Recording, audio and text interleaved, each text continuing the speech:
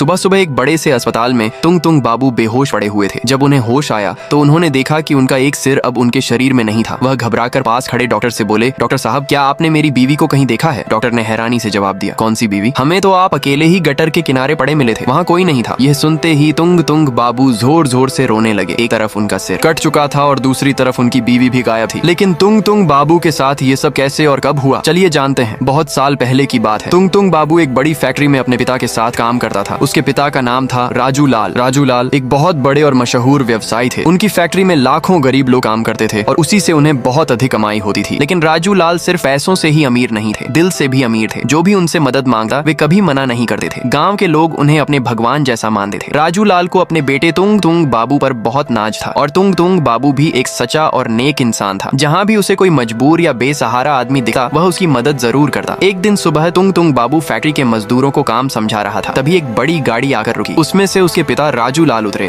और उनके साथ एक सुंदर सी लड़की भी थी। उसे देखकर तुंग तुंग बाबू हैरान हो गया और मजाक में बोला, अरे पापा, यह भी कोई उम्र है लड़की घुमाने की? ये सुनते ही राजू लाल चौंक गए और बोले, अरे नालायक, ये मेरी गर्लफ्रेंड नहीं है। मैं थोड़ी देर पहले रास्ते से गुजर रहा था, तभी मुझे यह लड़की नदी के पास बेहोश पड़ी मिली। मैंने इसे होश में लाकर पूछा तो इसने बताया कि इसका पति इसे छोड़कर भाग गया है। ये सब सुनकर मुझे बहुत बुरा लगा, इसलिए इसे यहाँ ले आया। आज से तुम इसे अच्छे से काम सिखाओगे। तुंग तुंग बाबू ने धीरे से कहा, ठीक है बाबा। तुंग तुंग बाबू ने उसे काम सिखाना शुरू किया। धीरे धीरे उसने पूरा काम सीख लिया। इस बीच दोनों अच्छे दोस्त बन गए। सुबह साथ काम करते और शाम को साथ घूमते। धीरे धीरे दोनों एक दूसरे से प्यार करने लगे। लेकिन एक दिन उसके पिता ने यह सब देख लिया। उन्होंने तुंग तुंग बाबू को पकड़कर बहुत पीटा और कहा कि वह लड़की पहले से शादीशुदा है, उससे प्यार मत करो। लेकिन तुंग तुंग बाबू उस लड़की के प्यार में पागल हो चुका था। एक दिन लड़की ने कहा, या तो तुम अपने पापा के साथ रहो या मेरे साथ शादी कर लो। तुंग तुंग बाबू ने बहुत सोचकर उससे शादी कर ली। लेकिन इस बात से उसके पिता नाराज हो गए और उन्होंने तुंग तुंग बाबू को घर से निकाल दिया। फिर तुंग तुंग बाबू दूर एक छोटे से गांव में रहने लगे। वह एक दुकान में काम करने लगा जिससे उसे कुछ पैसे मिल जाते थे। शुरू में दोनों बहुत खुश थे, लेकिन समय के साथ सब बदलने लगा। घर में रखे पैसे धीरे धीरे खत्म होने लगे और तुंग तुंग बाबू को उसके मालिक ने काम से निकाल दिया। लड़की समझ गई कि अब तुंग तुंग बाबू के साथ रहना